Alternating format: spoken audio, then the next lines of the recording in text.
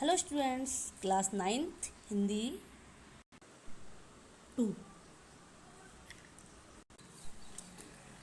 क्षितिज book काव्यखंड Kabirdas ji की साखियाँ।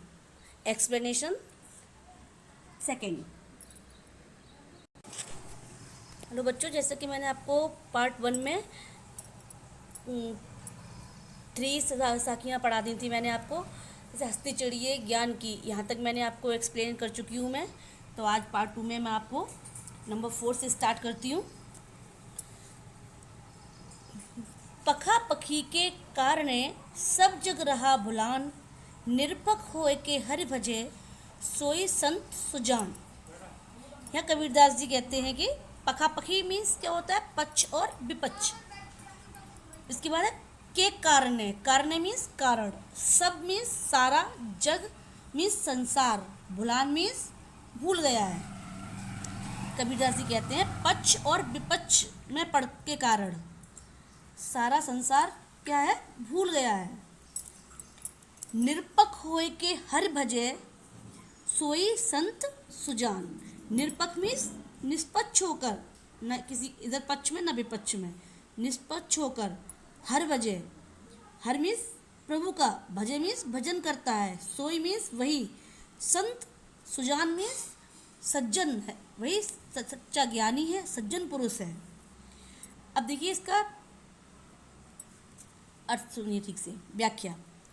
पखा पखी के कारण, पक्ष और कबीरदास जी कहते हैं कि पक्ष और विपक्ष के चक्कर में जो लोग हैं, धर्म संप्रदाय से यह मतलब है कि सांप्रदायिक भावना से पक्ष और विपक्ष, हिंदू और मुसलमान, इन पक्ष और विपक्ष में पढ़कर सब जग राह बुलान, सारे संसार को भूल गए हैं।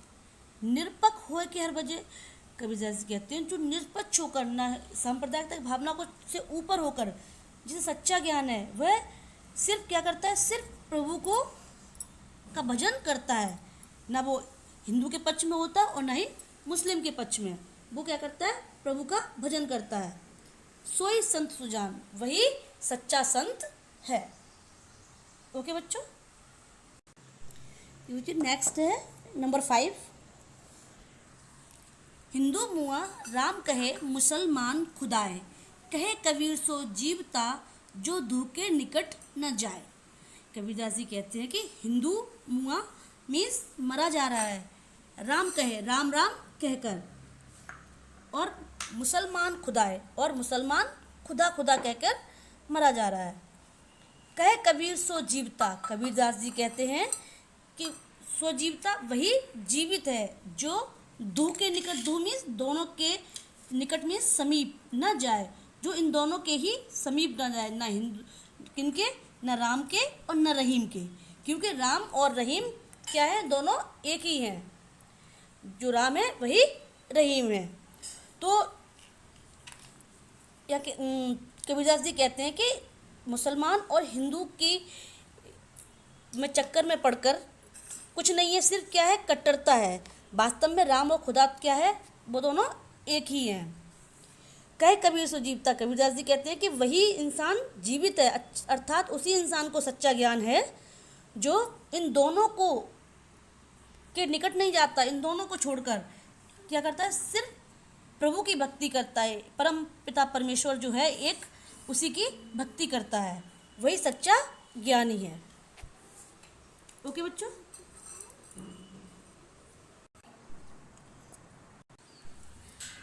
कावा फिर काशी भया रामई भया रहीम, मोट चून मैदा भया बैठ कबीरा झीम। इसकी मीनिंग बताती हूँ आपको मैं। कावा, कावा है मुसलमानों का तीर्थ स्थान, काशी भया, काशी है हिंदुओं का तीर्थ स्थान, रामई भया रहीम, तो यह कबीरदास जी कहते हैं कि मोट चून मैदा भया बैठ कबीरा झीम। मतलब कबीरदास जी बताते हैं कि जब मैं सांप्रदायिक भावना से, जब मैं ऊपर उठकर मुझे सच्चे ज्ञान की प्राप्ति हुई और मैं प्रभु की शरण में पहुंचा, तब मेरे लिए कावा फिर काशी, कावा ही काशी हो गया, राम ही भया रहीम, और राम जो थे राम ही मुझे रहीम, मेरे लिए रहीम हो गए हैं। मोट चून मैदा भया, जो मोटा आटा था जिसे मैं खाने से मना करता था, मैदा भया, अब मेरे लिए इन दोनों में कोई भेद नहीं रहा, कोई अंतर नहीं रहा है मेरे लिए। मोटा चून और मैदा एक बराबर हो गए हैं। बैठ कबीरा जिम, अब वही बैठकर मैं आराम से खा रहा हूँ। अर्थात कहने का तात्पर्य यह है कि सांप्रदायिकता तथा भेदभाव की दुर्भावना मेरे अंदर समाप्त हो गई है, मुझे सच्चे ज्ञान की प्राप्ति हो गई है।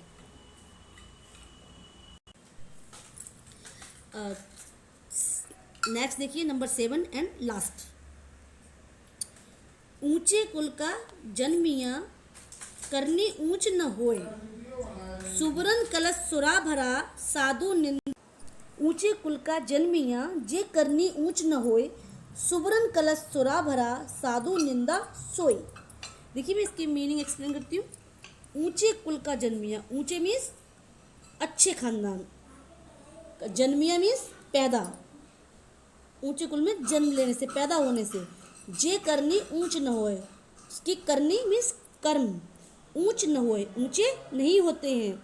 सुबरन कलश सुरावरा, सुबरन मीन्स सोने का, कलश मीन्स कलश, सुरा मीन्स शराब से भरा हुआ। साधु निंदा सोई, सज्जनों द्वारा निंदनीय होता है, सज्जन लोग उसकी निंदा करते हैं। Next explain. ऊंचे कुल का जन्मिया, कबीरदास जी कहते हैं कि ऊंचे कुल में जन्म लेने से, अच्छे खानदान में जन्म लेने से, जे करनी उस जे मीन्स उसकी करनी ऊंच नहीं, अच्छी ऊंची नहीं हो जाती है। अच्छे कुल में जन्म लेने से हमारे कर्म अच्छे नहीं हो जाते हैं।